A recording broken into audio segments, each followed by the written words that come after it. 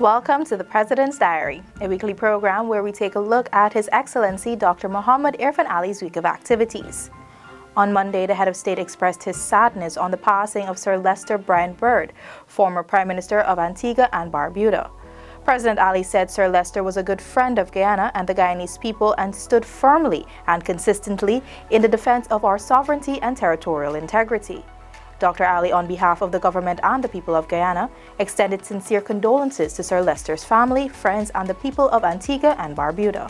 His Excellency Monday afternoon told outgoing CARICOM Secretary General Ambassador Erwin LaRocque that the region is stronger due to his stewardship and strength of character. For us in Guyana, we had the added opportunity of having you physically here. And I'm sure you and your family would have fond memories of that. But we want you to know that the people of this country and Guyana welcomes you and see you as a Guyanese. In parting, the head of state presented an exquisite piece of woodwork from renowned Guyanese sculptor Winslow Craig as a gift of appreciation on behalf of the people of Guyana for the decade-long leadership that Ambassador LaRocque has provided at the helm of CARICOM. The assorted wooden sculpture made of silver bally and salmon, which represents Guyana and the 14 member states in the regional body, was specifically created for the Secretary General. The Dominican, who has served 2 5-year terms, made a farewell courtesy visit to State House to meet with President Ali and Vice President Dr. Barrett Jagdeo. On Wednesday, President Ali hosted a luncheon for the diplomatic corps and members of his cabinet at the Buridi Benab State House, where he highlighted and applauded the selflessness and commitment of members of the diplomatic corps in ensuring that democracy was not derailed in Guyana following the March 2020 elections. It has been just over a year since many of you who are here led with great admiration to the people of Guyana and the Caribbean and the rest of the world the important battle in many sense to ensure that democracy was not derailed and to ensure that Guyana remained in the company of democratic countries. The president added that Guyana would also be grateful for those who led from the front in defending the principles and democratic values of the country. These examples, the president said, have cemented in his government a commitment to contribute wherever and however possible to democracy all across the world. We believe strongly that democratic values are values that should never be sacrificed, are values that are part of human dignity and human rights. And our commitment to Guyana is to ensure that never again should the people of this country have to experience such moments when the democracy of the country was threatened. So I want to say to all of you that be assured Guyana and this government commitment to democracy is unwavering. The head of state also assured those present that his government is one that is open, transparent, and accessible.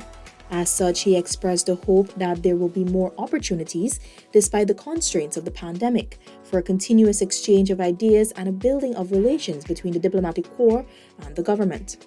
Also on Wednesday, His Excellency said it is his government's priority to harmonize the laws in accordance with international obligations. The president was speaking after he administered the oath of office to the newly appointed members of the Law Reform Commission.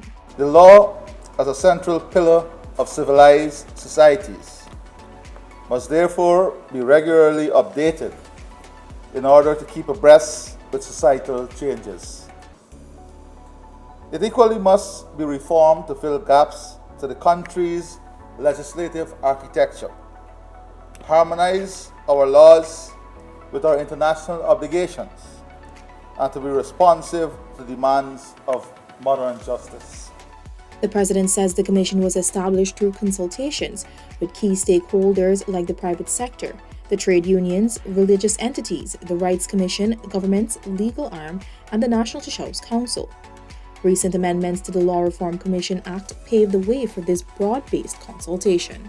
The work of the Law Reform Commission is vital to ensuring that government develops a systematic approach to legal reforms, including prioritizing and establishing a program of such reforms.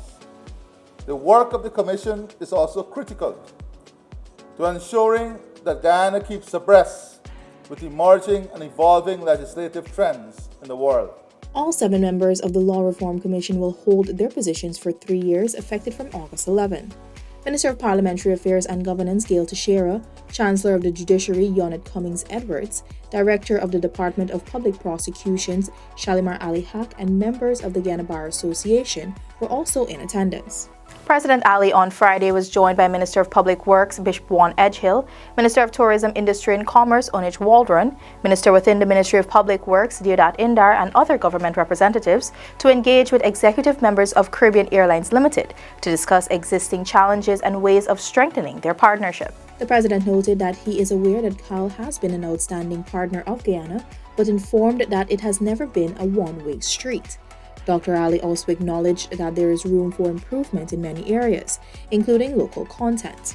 The President noted too that during the pandemic, the relationship continued since Guyana was always kept relatively open and CAL's operations were sustained.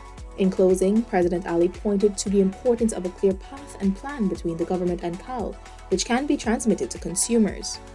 Also on Friday, His Excellency received a courtesy call from outgoing United Nations Resident Coordinator to Guyana, Makiko Tanaka, at State House. President Ali thanked Ms. Tanaka for her years of service and contributions to Guyana. He also presented her with a token of appreciation as a parting gift.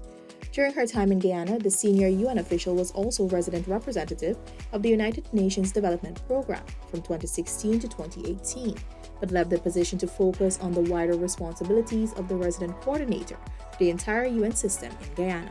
This has been the President's Diary, where we took a look at His Excellency Dr. Mohammed Irfaan Ali's week of activities.